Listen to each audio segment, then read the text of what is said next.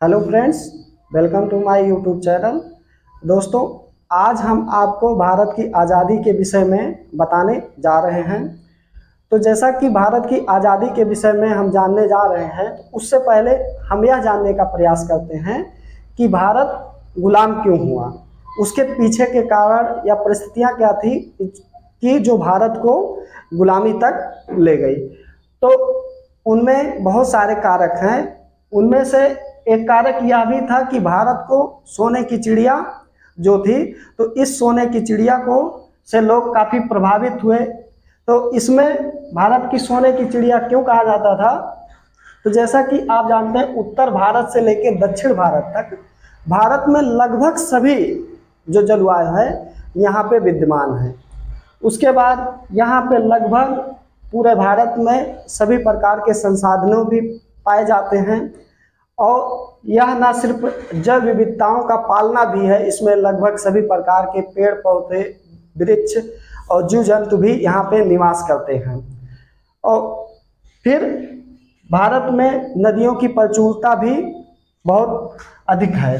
जैसे उत्तर भारत में सिंधु है, झेलम है, चिनाब है, रावी है, सतलज है। उस प्रकार फिर पूर्वोत्तर भारत में महत्वपूर्ण नदी हमारी ब्रह्मपुत्र नदी है। उसके बाद फिर मध्य भारत में नर्मदा है, ताप्ती है, फिर कृष्णा, गोदावरी, कावेरी, इन सब महत्वपूर्ण नदियों का जो के क्षेत्र हैं, उसके समीप जो ज़मीनें होती हैं वो बहुत ही उपजाऊ ज़मीनें होती हैं। तो उसमें अत्यधिक फसल उत्पादन की क्षमता होती है। तो यह भी एक महत्वपूर्ण कारण था। और साथ ही साथ भारत में, खासकर दक्षिण भारत में मसालों की खेती होती थी। तो उस मसालों की खेती से भारत में, चाहे अरब की बात करें या ईरान की बात करें, तो उस समय भारत से व्यापार होते थे। और व्यापार के माध्यम से वह भारत से मसालों की या और भी जो वस्तुएं थी वह व्यापार करते थे, और उनके बदले हमें सोना चांदी वो लोग प्रदान करते थे। तो उसके बाद फिर यह भी घटनाक्रम को देखेंगे कि प्राचीन काल से मध्य काल तक क्या परिस्थितियां रही कि जो भारत गुलाम नहीं हुआ। तो इन परिस्थितियों में, जैसा कि आप जानते हैं कि हमारे भारत में खासकर जो शासक आक्रमण हुए या मतलब शासन का दौर रहा, वो उत्तर भारत से आए, जो भी शासक आए। तो वहाँ की जलवायु और परिस्थितियाँ बहुत कठिन थी। तो भारत में आने के पश्चात यहाँ की जलवायु और परिस्थितियाँ उनको काफ़ी अच्छी लगी, और वो भारत में स्थिरता कायम की, राजनीतिक स्थिरता कायम की, और देश के विकास में उन्होंने अपना अहम योगदान दिया। चाहे वो प्राचीन काल के शासक रहे हों या मध्यकाल के शासक रहे हों। तो मध्यकाल तक, जब तक मुगल काल में औरंगजेब जब 1707 में जब तक उसकी मृत्यु हुई, तब तक राजनीतिक स्थिरता भारत में बनी रही और भारत में विकास की राह पे चलता रहा। अब हम उसके आगे की घटनाक्रमों को देखेंगे कि 1707 में जैसे ही औरंगजेब की मृत्यु हुई, उसके बाद से राजनीतिक अस्थिरता फैल जाती है और कई स्वतंत्र राज्यों का उदय हुआ, और उन स्वतंत्र राज्यों में आपसी मतभेद भी काफ़ी थे। तो फिर क्या कारक थे कि आधुनिक काल में भारत गुलाम होने के क्या कारक थे, तो उसमें जो महत्वपूर्ण कारक थे, सबसे बड़ा कारक था राजनीतिक कारक। उसके बाद फिर आर्थिक कारक था, सामाजिक कारक भी था, सैनिक कारक भी था, और धार्मिक और सांस्कृतिक कारक भी था। तो जो राजनीतिक कारक थे, जैसा कि हमने आपसे बताया कि 1707 में औरंगजेब की मृत्यु के पश्चात भारत में राजनीतिक अस्थिरता फैल गई और तमाम स्वतंत्र राज्यों का उदय हुआ। उसमें आपसी मतभेद हुए और उनमें आपस में लड़ाइयाँ हुई। तो इन सब चीज़ों का फ़ायदा उठा के अंग्रेज उनको अपनी फूट डालो राजनीति के तहत उनको आपस में भिड़ा के अपने शक्ति को बढ़ाने का प्रयास किया। उसके बाद फिर आर्थिक कारक में भारत में, जैसा कि मसालों की खेती होती थी, यहाँ पे अत्यधिक संसाधनों की उपलब्धता थी, इन सब कारणों से भी गुलाम बनाने में अंग्रेज इसका भी फायदा उठाए। उसके बाद फिर सामाजिक कारक थे। यहाँ पे हमारे भारत में ऊंच नीच की भावना और थी, तो उसका भी एक कारक था। और जो एक महत्वपूर्ण कारक सैनिक कारक भी था। जैसा कि आपको पता है कि भारत की जो नौवाहन प्रणाली थी अपेक्षा की यूरोपीय नौवाहन प्रणाली के काफ़ी कमज़ोर थी। उनकी नौवाहन प्रणाली उत्कृष्ट प्रणाली थी, तो उसमें भारतीय काफ़ी पीछे रह गए। और उसी प्रकार धार्मिक धार्मिक कारक भी थे। तो भारत में जैसा कि सभी धर्मों और सभी जातियों के लोग रहते थे, तो उनको भी आपस में लड़ा भिड़ा के अंग्रेजों ने भारत को गुलाम बनाने में उसमें महत्वपूर्ण भूमिका अदा की। तो चौथे स्टेप में महत्वपूर्ण घटनाओं को देखेंगे। तो इस महत्वपूर्ण घटनाओं के क्रम में जैसा कि आपको पता है, मई 1498 में वास्को डी गामा जो एक पुर्तगाली शासक नहीं व्यापारी था, जो भारत में आया 1498 में कालीकट केरल के में। उस समय वहाँ पे जैसा कि जमोरिन एक हिंदू शासक था, उसका शासक था, तो उसने वहाँ पे उसको व्यापार करने की छूट प्रदान की। लेकिन अपनी साजिश के दौरान उसने वहाँ के शासक जो थे उनकी हत्या करवा के वहाँ के पर अपना एकाधिकार स्थापित किया। और जितने भी व्यापारी थे या वहाँ से जो जितने भी जहाज़ें गुजरती थी, तो उनसे टैक्स वसूलने का काम वास्को डी गामा करता था। उसने अपनी यात्रा के दौरान 3 बार की यात्रा के दौरान जो भारत से वो यूरोप गया, उसमें भर भर के 20 जहाज 3 बार की यात्रा में 20 जहाज सोना चांदी यहाँ से लेके गया। तो इस घटनाक्रम को देखते हुए यूरोपीय जो देश थे उनमें भारत के प्रति अपनी इच्छा प्रकट की यहाँ आने पर, यहाँ व्यापार करने की। तो उस घटनाक्रम में फ्रांसीसी भी आए, डेनिश भी आए, अंग्रेज भी आए। तो उनमें से अंग्रेज जो थे उन्होंने भारत में अपना शासन स्थापित करने के लिए व्यापार के माध्यम से आए और यहाँ की परिस्थितियों और हालात को देखते हुए उन्होंने एक व्यापारिक कंपनी के रोल में आए और यहाँ पे संपूर्ण भारत में उन्होंने अपना शासन स्थापित करने की भूमिका अदा की। तो उनमें अंग्रेजों के द्वारा जो किए गए महत्वपूर्ण घटनाएं थी उनको हम देखते हैं। तो जैसे कि उत्तर भारत में 1757 में, उस समय 1757 का प्लासी का युद्ध जो हुआ, तो सिराजुद्दौला वो बंगाल का शासक था और वहाँ पे उसका जो सेनापति था मीर जाफर, उसको अंग्रेजों ने अपनी तरफ मिलाया और सिराजुद्दौला की उसमें हार हुई और बंगाल में वो अपना शासन स्थापित किए अंग्रेज।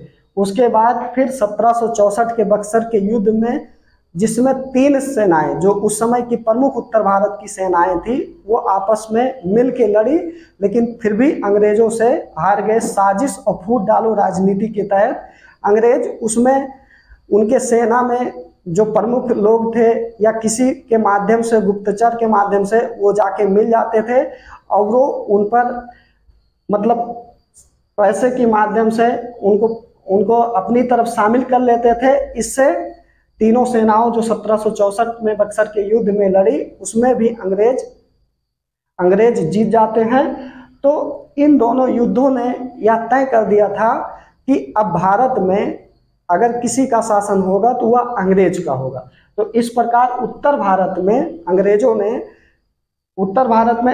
ने पूरा अपना शासन स्थापित किया। उसी घटनाक्रम के दौरान उसने फिर सिंध विजय भी प्राप्त की, पंजाब को भी जीता। तो इसी के चलते फिर उन्होंने दक्षिण भारत की तरफ रुख करके, जो आपने आंग्ल मैसूर युद्ध के नाम से सुना होगा, तो उसके माध्यम से 4 युद्ध के माध्यम से उन्होंने मैसूर विजय भी किया, जिसमें से दूसरे आंग्ल मैसूर युद्ध में जो हैदर अली था वहाँ का शासक, उसकी हत्या करवा दी और चौथे आंग्ल मैसूर युद्ध में टीपू सुल्तान की हत्या करवा दी। तो इस प्रकार लगभग पूरे भारत में अंग्रेजों का शासन कायम हो जाता है। तो उसी के चलते फिर उन्होंने जो भारत के पड़ोसी देश थे उन पर भी अपना अधिकार स्थापित किया, उनको भी विजित किया, चाहे वो आंग्ल बर्मा का हो या आंग्ल भूटान का हो या आंग्ल नेपाल का हो या आंग्ल अफगान का है, इन सब क्षेत्रों को भी भारत अंग्रेज ने विजिट करके भारतीय क्षेत्र में मिलाया। उसके बाद फिर महत्वपूर्ण घटनाओं के क्रम में, जैसा कि हम महत्वपूर्ण घटनाओं को देख रहे थे, तो 1757 की प्लासी के युद्ध से 1857 के सफर तक लगभग 100 वर्षों में अंग्रेजों की नीतियों ने यहाँ के लगभग सभी वर्गों को निराश कर दिया था। आर्थिक नीतियों के चलते, चाहे वो राजा हो, किसान वर्ग हो, मजदूर हो, औद्योगिक वर्ग हो, लगभग सभी जातियों और धर्मों के लोग अंग्रेजों से असंतुष्ट हो चुके थे, जो 1857 की क्रांति की भूमिका तैयार होती है। तो 1857 की क्रांति की भूमिका में दीर्घकालिक भी भूमिका थी और तत्कालिक भूमिका भी थी। तो दीर्घकालिक भूमिका में सभी लोग इनसे असंतुष्ट हो चुके थे, सभी वर्ग।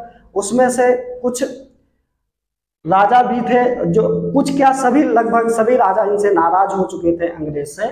और उनमें से एक डलहौजी की नीति थी, बेबकत का सिद्धांत। उस नीति के तहत क्या था कि जो भारत में जिन राजाओं के पास उनका उत्तराधिकार नहीं था, तो अंग्रेज उनको अपने अधिकार क्षेत्र में, अपने क्षेत्र में मिला लिया करते थे। तो उन क्षेत्रों में जैसे पंजाब था, झांसी था, सतारा था, नागपुर और संभल, इन सब क्षेत्रों को जबरदस्ती अंग्रेज अपने में मिला लेते थे। उसके बाद फिर 1857 की क्रांति में जो तत्कालिक जो भूमिका तैयार हुई वह था चर्बी युक्त मांस का। चर्बी युक्त मांस का मतलब, इसमें भारतीय सेनाओं में हिंदू और मुस्लिम दोनों सेनाओं के लोग शामिल होते थे। तो उसमें चर्बी युक्त मांस में गाय एवं सुअर के मांस का प्रयोग कर अंग्रेजों ने कारतूस तैयार करवाया था, तो जिसमें दोनों धर्म के लोगों को आघात पहुंचा। और उसमें से सबसे पहले जो विद्रोह किया वह था मंगल पांडे। मंगल पांडे ने विद्रोह किया, अंग्रेजों ने उनको कुछ ही समय बाद गिरफ्तार कर फांसी दे दिया। तो इससे लोगों के अंदर आक्रोश और जन आंदोलन की भावना फूटती है, और समुचे लगभग पूरे भारत में इस आंदोलन को देखा गया। लेकिन जितना यह आंदोलन तेजी से फैला, उतने ही तेजी से अंग्रेजों ने इसका बर्बरतापूर्ण तरीके से इसका दमन किया, और इसमें कई लोगों की हत्या की गई, चाहे वो राजा हो, चाहे आम नागरिक हो, या बहुत सारे लोगों की इस क्रांति में हत्या हुई। तो इसके चलते हुए ब्रिटिश गवर्नमेंट को ने इंडिया में ईस्ट इंडिया कंपनी को समाप्त करते हुए भारत में अपने ही अधिकार क्षेत्र में शासन का निर्णय लिया और ईस्ट इंडिया कंपनी को समाप्त कर दिया। इन्हीं सब खाइयों को भरने के लिए अंग्रेज ने भारत में एक संगठन का निर्माण किया, जिसे हम भारतीय राष्ट्रीय कांग्रेस के रूप में हम जानते हैं। भारतीय राष्ट्रीय कांग्रेस के गठन ने न सिर्फ यहाँ के युवाओं में उत्तेजना की भावना जागृत की, बल्कि यह आज़ादी के मार्गदर्शक में भी इसका काफ़ी अहम योगदान था। इसमें यह भी तय किया गया कि हर वर्ष कांग्रेस अपना अधिवेशन मनाएगी। तो उसके अगले ही वर्ष 1886 में जो वंदे मातरम गीत गाया गया, 1886 में बंकिम चटर्जी के द्वारा जो लिखा गया था, उसके बाद फिर अंग्रेजों ने अपनी फूट डालो राजनीति के तहत 1905 में बंगाल का विभाजन किया, और उसके बाद फिर भारत को और तोड़ने के लिए उसने 1906 में मुस्लिम लीग की स्थापना को बढ़ावा दिया। उसके अगले वर्ष बंगाल विभाजन से स्वदेशी आंदोलन तेज हुआ, और तब जगह जगह पर भी विदेशी वस्तुओं का बहिष्कार किया गया। 1907 में सूरत अधिवेशन में कांग्रेस का विभाजन हो गया। उसमें नरम दल और गरम दल दो व्यक्तियों की विचारधाराओं ने उसमें अलग अलग हो गए। उसके बाद फिर 1911 में क्रांतिकारियों के दबाव के चलते अंग्रेजों ने बंगाल के विभाजन को रद्द किया, और 1916 में कांग्रेस का जो विभाजन हुआ था 1907 में सूरत की संधि में, लखनऊ अधिवेशन में या लखनऊ समझौते में फिर से कांग्रेस में एकजुटता हुई और कांग्रेस को एक संगठन के रूप में फिर से किया गया। तो लखनऊ समझौते में कांग्रेस जो थी वो फिर से एक हो गई। उसी घटनाक्रम के दौरान भारत में प्रथम विश्व युद्ध की शुरुआत भी हो गई थी। भारत के ना चाहते हुए भी अंग्रेज भारत को इसमें शामिल कर लेते हैं, और जब प्रथम विश्व युद्ध समाप्त हुआ तो उस समय भारतीय अंग्रेजों से कुछ अच्छा पाने की उम्मीद कर रहे थे, लेकिन उसी समय अंग्रेज ने एक कानून पारित किया जिसे हम रौलट एक्ट के नाम से जानते हैं, जो 1919 में पारित किया गया। उस एक्ट में यह था कि किसी को भारतीयों को संदिग्ध के आधार पर उनको गिरफ्तार करने, जांच करने या उनको नजरबंद करने का अधिकार अंग्रेजों को प्रदान कर दिया गया था। तो इसी रौलट एक्ट का विरोध कुछ लोग अमृतसर वाले बाग, जलियांवाले बाग में कुछ लोग इकट्ठा होके उसका विरोध कर रहे थे शांतिपूर्ण तरीके से, लेकिन जनरल डायर ने वहां जाके अपनी सेना से उन पे अनाधंध गोलियां बरसाते हैं, और उसमें लगभग 1000 लोगों को तत्काल मृत्यु हो जाती है और लगभग 1500 लोग घायल हो जाते हैं। उसके फिर परिणाम स्वरूप भारत में असहयोग एवं खिलाफत आंदोलन जो गांधी जी के द्वारा शुरू किया जाता है, उसमें काफ़ी लोग इकट्ठा हुए, सभी धर्मों के सभी लोगों में, चाहे वो बच्चे हों, महिलाएं हैं, सभी लोगों का उसमें सहयोग मिला और यह आंदोलन काफ़ी व्यापक हुआ। लेकिन उसमें एक महत्वपूर्ण घटना, किसान की एक सभा हो रही थी, उसमें सैनिकों ने उन पर लाठीचार्ज किया, गोलियां बरसाई, जिससे फिर वहां की जनता उपद्रव होके एक थाने में जाके वहां पे पुलिस थाने में आग लगा देती है, और वह इस घटनाक्रम से गांधी जी ने असहयोग एवं खिलाफत आंदोलन को वापस ले लिया। फरवरी 1922 में चौरी चौरा घटना होने के पश्चात जब असहयोग आंदोलन को वापस ले लिया गया, तो उसी घटनाक्रम को आगे देखते हुए जब 1927 में साइमन कमीशन भारत आया, जब वह लाहौर पहुंचा तो वहाँ पे लाला लाजपत राय ने इसका विरोध किया, तो अंग्रेजी सेना ने उन पर लाठीचार्ज का आदेश दिया। उन्हीं लाठीचार्ज में जख्मी होने के कारण लाला लाजपत राय की मृत्यु हो जाती है। और उसके बाद महत्वपूर्ण घटनाओं में 1929 में भारत ने पूर्ण स्वराज का लक्ष्य रखा, और 1930 में भारत का पहला स्वतंत्रता दिवस मनाया जाता है। उसके बाद फिर 1931 का जो वर्ष रहा है वो भारतीय इतिहास का सबसे शोक का वर्ष रहा है।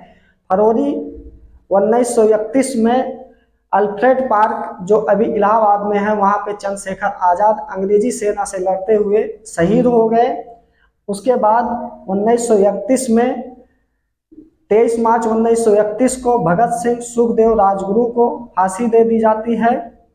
उसके बाद फिर भारत शासन अधिनियम 1935 को पारित किया जाता है, जिसमें भारतीय क्षेत्रों को 11 प्रांतों में बांट के भारतीय लोगों को भी चुनाव लड़ने का अधिकार दिया जाता है। उसके पश्चात द्वितीय विश्व युद्ध की शुरुआत होती है। तो द्वितीय विश्व युद्ध में अंग्रेज सरकार जो थी वो भारतीयों को आगे ढकेल के खुद पीछे रहना चाहती थी।